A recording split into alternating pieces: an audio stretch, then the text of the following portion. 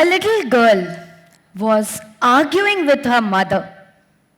She said, "Why are you refusing? Why are you forcing me to brush my teeth again? I already did it in the morning." This conversation was overheard by her father, and he quickly intervened. "Why are you refusing my princess?" She immediately said, "You don't brush your teeth every night. Why should I have all the rules?" That night, reality struck the father, which transformed him, and a new habit came into existence. If you notice carefully, the girl's question paved the way for a conversation. Think, apparently, all of us have so many insightful discussions in our daily lives, but we often miss on the financial conversations within our family, which I believe are so vital.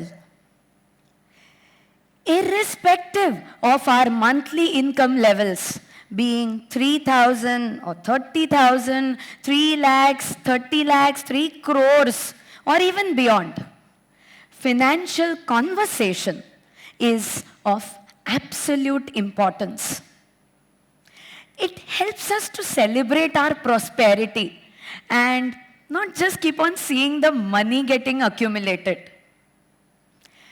So, how do we exactly go about discussing it? Well, it's very simple. Yet, there are two major challenges found across most of the families. One, rarely do the women and children of the family prefer to involve themselves in financial conversations. And two, even if there is a conversation, how does a family exactly make it a consistent routine so that it can be passed on as a legacy to the generations ahead? And yeah, I read something very insightful recently in a book. You don't need tremendous force to create tremendous results. Exactly in the same manner, I am going to share with you 3 very small, simple, and practicable shifts which will help you transform and produce tremendous results in your family's financial journey. Let's go to the first thought. Pre-wedding and post-wedding financial conversations. Friends, 90% of pre-divorce conversations revolve around money matters only. So why are we waiting for a damaging situation when it can become a part of the marriage journey itself? Actually, it must be initiated right from the courtship term. Then be a part of the wedding celebration, where the couple exchanges 7 vows, 7 financial vows. And then they make it a ritual by going on a monthly date where they have a financial interaction. That brings me to my second thought, involving the children in financial matters. So going back to the story where we left, the father realized the importance of walk the talk, and he decided to involve his family in every discussion. One day, he came to me and asked, "My daughter is too small. How do I involve her in financial discussion?"